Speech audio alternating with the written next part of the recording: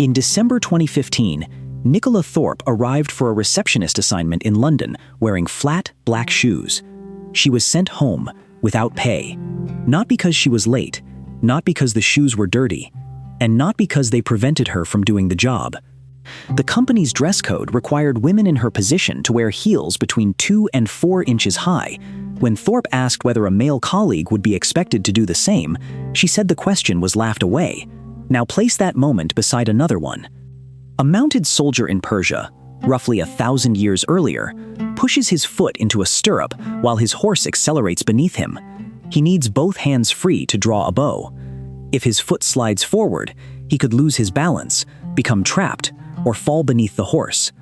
So a raised block is placed behind his boot to catch against the stirrup. The heel helps keep him alive. The modern receptionist and the mounted soldier are separated by centuries, continents, gender, and purpose. But they are connected by the same basic object, a shoe with the rear of the foot raised above the front.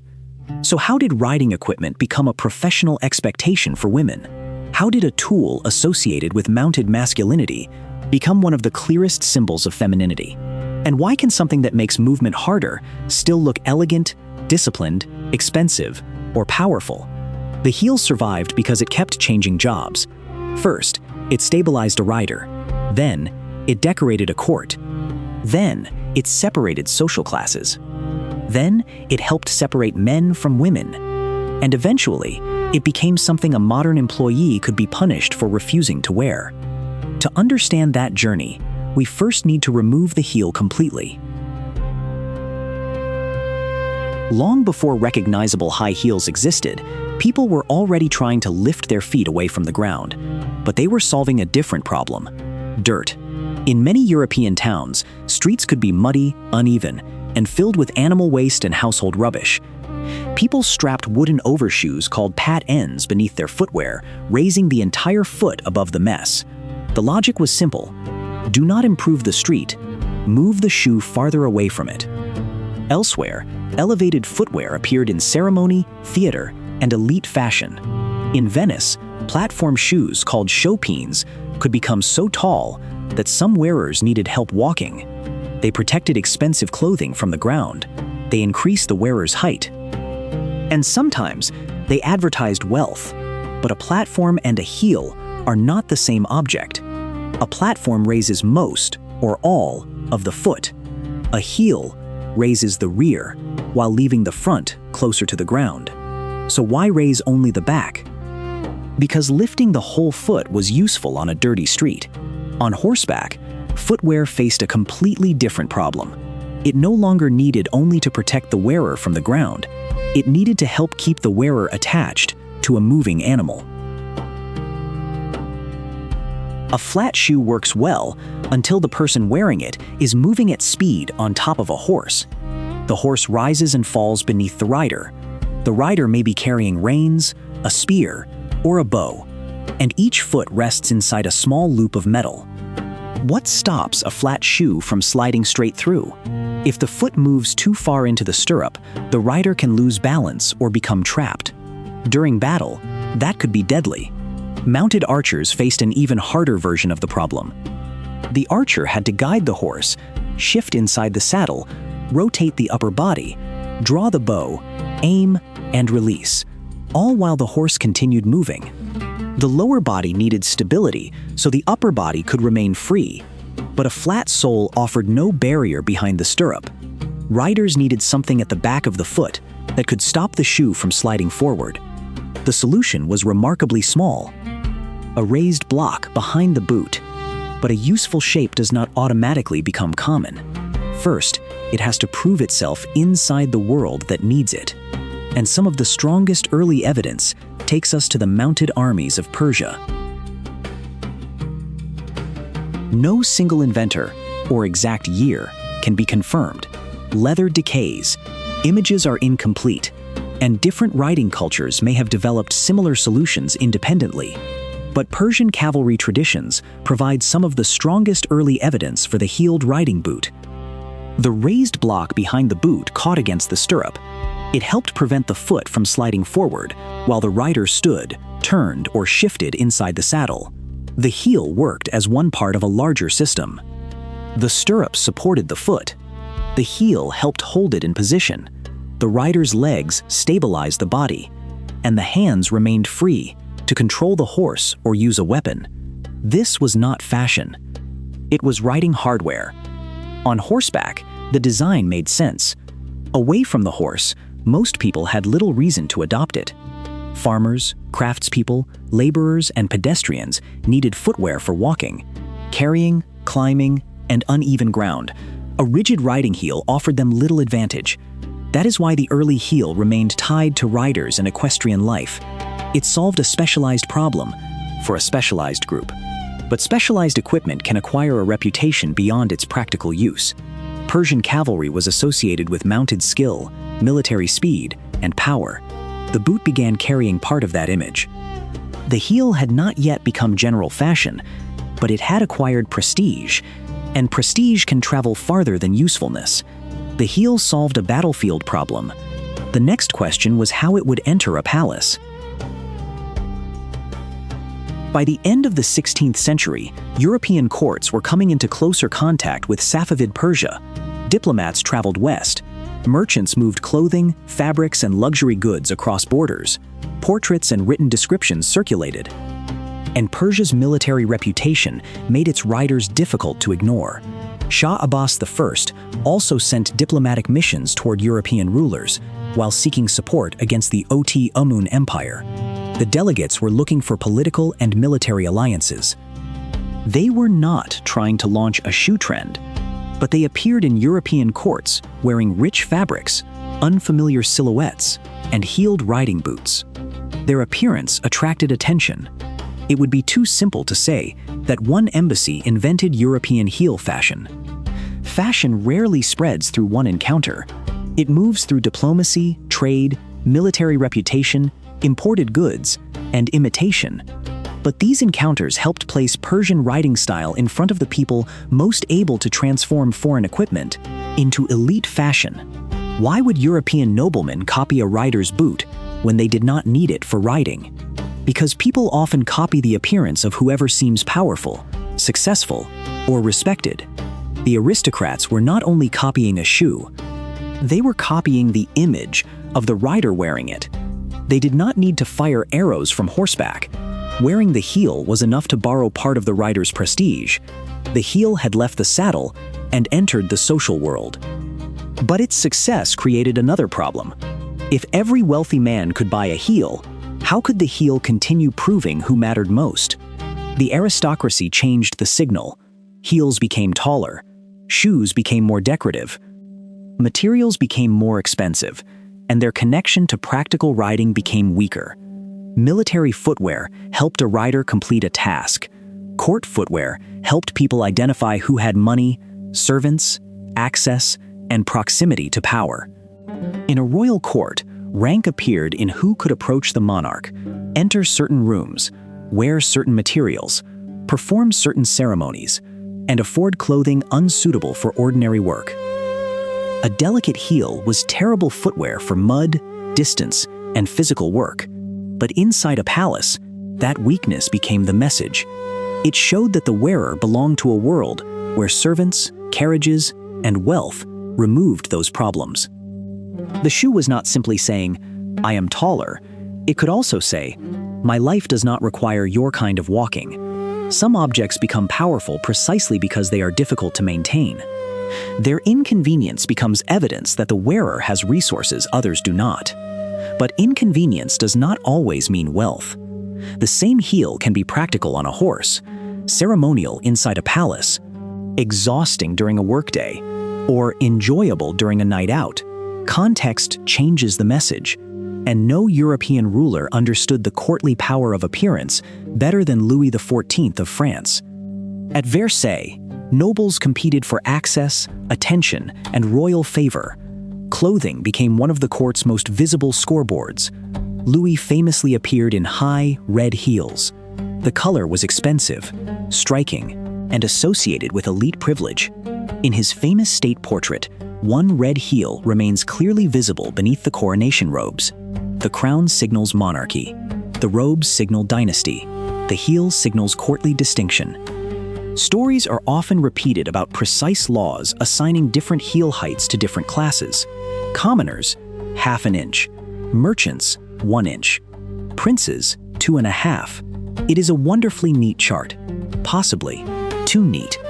The evidence for that exact hierarchy is weak and often repeated without reliable documentation. European governments did regulate dress through sumptuary laws.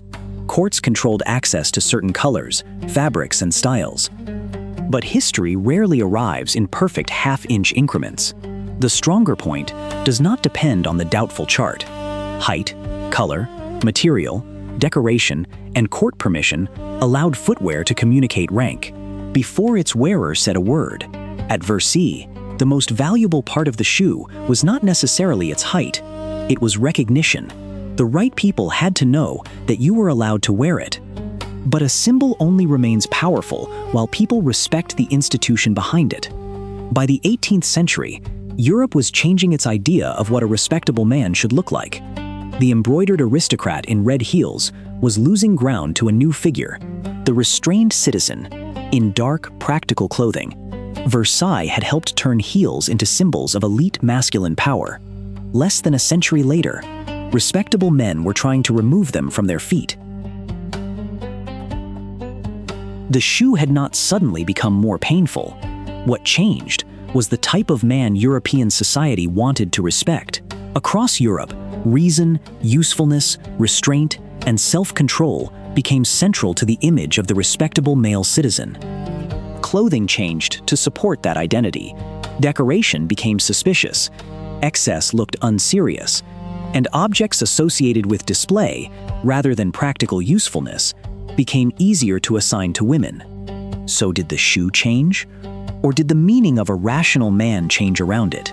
For much of the 17th century, heels had not been exclusively feminine. Elite men wore them. Elite women wore them. The designs could differ, but the object had not yet been locked inside the gender category we recognize today. Now, the same raised shoe that had strengthened an aristocratic man's appearance could make a respectable man look decorative, excessive, or unserious. Jan Carl Flugel later called this wider shift the Great Masculine Renunciation. Men surrendered much of the visible color and ornament they had once worn, but they did not stop signaling status. They changed the signal.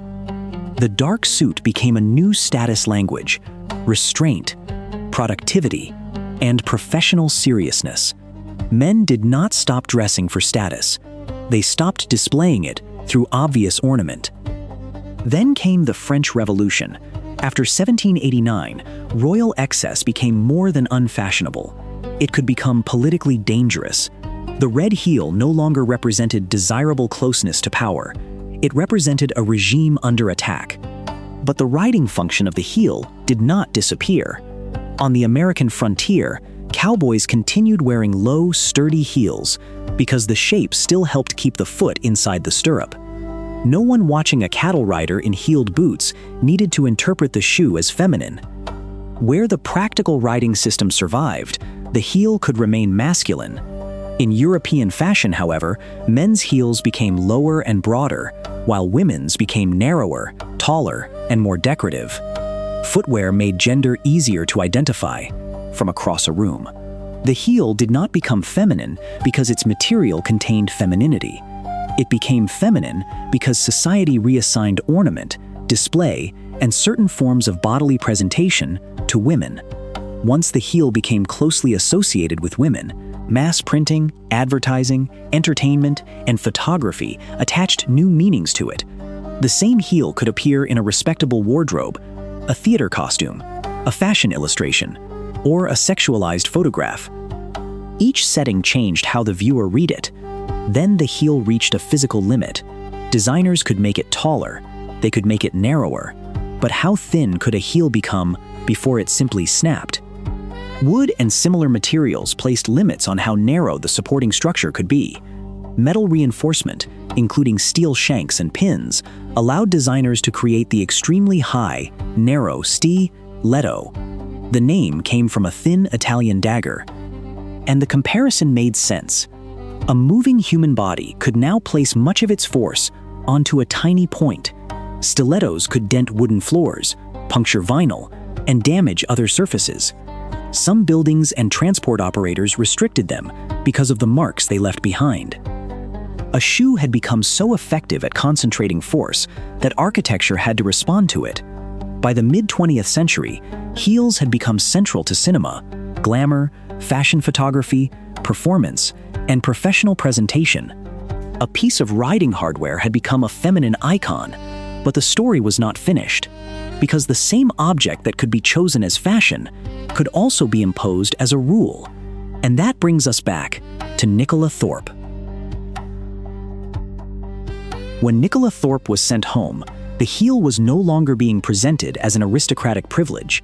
It was being presented as professional appearance. Her case exposed a modern contradiction. A shoe could represent confidence, polish, authority, or femininity, but refusing to wear it could still carry an economic consequence. Thorpe started a petition calling for companies to be prevented from requiring women to wear heels at work. It gathered more than 150,000 signatures and led to debate in the British Parliament. A few years later, Yomi Ishikawa helped launch Japan's KuToo campaign, challenging workplace expectations that women wear heels. The name combined the Japanese words associated with shoes and pain, while echoing the language of the Me Too movement. These campaigns did not prove that every heel is oppressive. They proved that choice changes the meaning. A shoe selected for pleasure is not the same as a shoe required by an employer. A performer wearing heels as part of a practiced routine is not in the same position as a worker who risks punishment for refusing them. The same heel can be pleasure, performance, ceremony, professional expectation, or pressure. The difference is not only the shoe. It is WHO chose it. And what happens when someone says no? Physically, heels shift weight toward the front of the foot, change the stride, increase balance demands, and alter posture and silhouette. But those changes do not carry one natural meaning. People learn how to interpret them. In a palace, difficulty could signal privilege. On a stage, it can display skill. At work, it may signal conformity. At a wedding, it may signal ceremony. And sometimes, it means nothing more complicated than this. The wearer likes the shoe. Why can difficulty itself strengthen the impression? Because everyone can see that the shoe is not effortless to wear.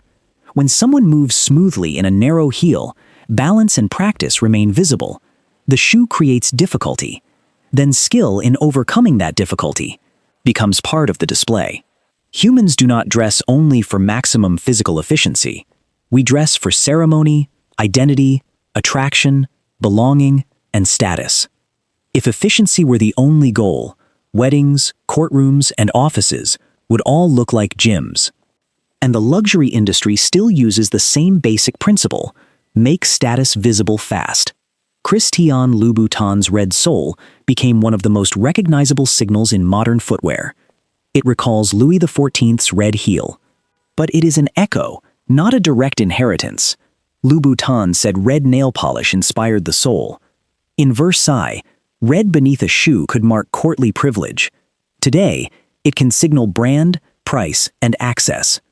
Different worlds. The same human instinct. Make status recognizable. At a glance. The heel did not follow one clean path. It changed jobs repeatedly. Riding equipment. Aristocratic menswear. Court status symbol. Feminine fashion. Professional accessory. Luxury product. And, in some workplaces, a requirement that could cost someone a day's pay. That is why the high heel matters. Human beings do not display power only through objects that make life easier. We also display it through precision, rarity, restriction, practice, and what we can afford, choose, or are expected to endure. The heel looks powerful because riders, kings, aristocrats, designers, performers, employers, advertisers, and wearers repeatedly placed it beside images of control, rank, beauty, ceremony, professionalism, and desire. But once you realize that the same shoe could move from masculine military equipment to feminine professional expectation, Another question becomes unavoidable. Before trousers meant man, before heels meant woman, how did people decide which clothes belonged to which gender at all? That is where we go next.